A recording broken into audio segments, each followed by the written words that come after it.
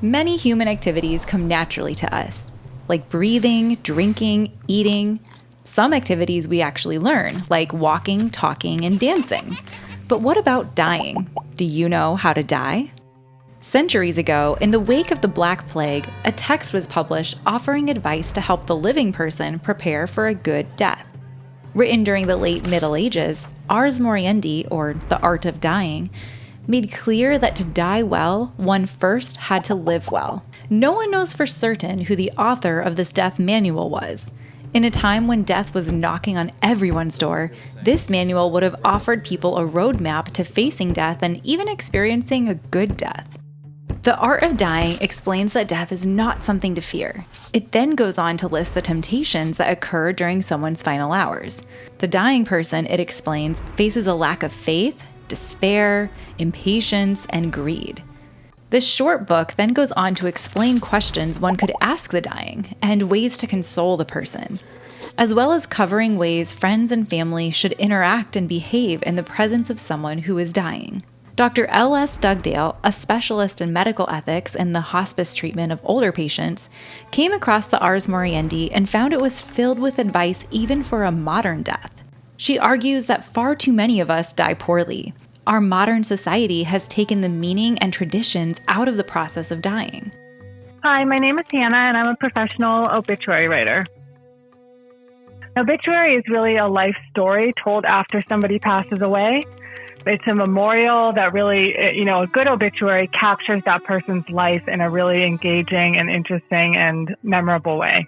I think one of the biggest things I've learned is that in the end, when someone passes, love is all that's left.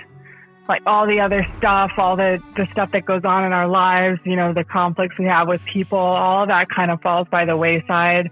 And love is really what is left over and what people want to embrace in the end.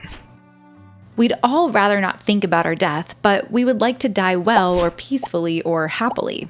Dr. Dugdale argues the principles of the Ars Moriendi still apply today if we're seeking a good death. One such practice that may help us prepare for death better is the ancient phrase memento mori, which in Latin means remember your death. It has roots in ancient philosophy and Christianity, and the phrase means that we should live each day by remembering that one day we too will die. This deliberate reflection on death, its purpose and meaning for our lives, helps us to live in a way that will prepare us for a good death. One thing I would say is probably preparing is key. I think that a lot of people don't prepare and they don't really think about their own mortality a lot. And I think preparing so that your family is not left with all these duties is pretty important. I've dealt with so many families, and really I think they appreciate it so much when someone has taken the initiative to kind of pave the way for their own death in advance. For some today, a good death may mean a lack of suffering, or to be able to say goodbye to your family and friends. It also requires, as Dr. Dugdale argues, a sense of our own finitude, the embrace of community, and courageously confronting our fear of death. I'm a deeply spiritual person, so I do believe that there is purpose in death and that we go on. I think love should be at the forefront because, again, in the end, that's what people will remember. As Ars Moriendi and Dr. Dugdale propose, the art of dying well really starts with the art of living well, and living so as to die should be something we can all do.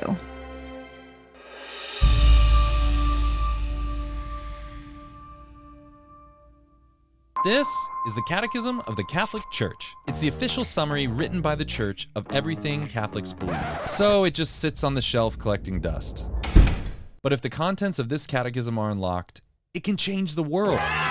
We believe the Catechism isn't a dry, dusty textbook. It's a gift. It's the faithful echo of a God who desires to reveal himself to us. The heart of the Catechism is Jesus, and Jesus changes people. We just need to retransform the Catechism into a living voice that people can hear. So we're setting out to help unlock the Catechism. We're transforming the letter into a living voice for the modern world. We're creating videos, stories, animations, podcasts, social media. We're creating content that's relevant, watchable, the type of content you want to share with your friends. And all of this will be free to the world and translated into multiple languages: English, Spanish, French, Portuguese, to help people fall in love with the Catechism, the Church, and the heart of the Catechism, Jesus.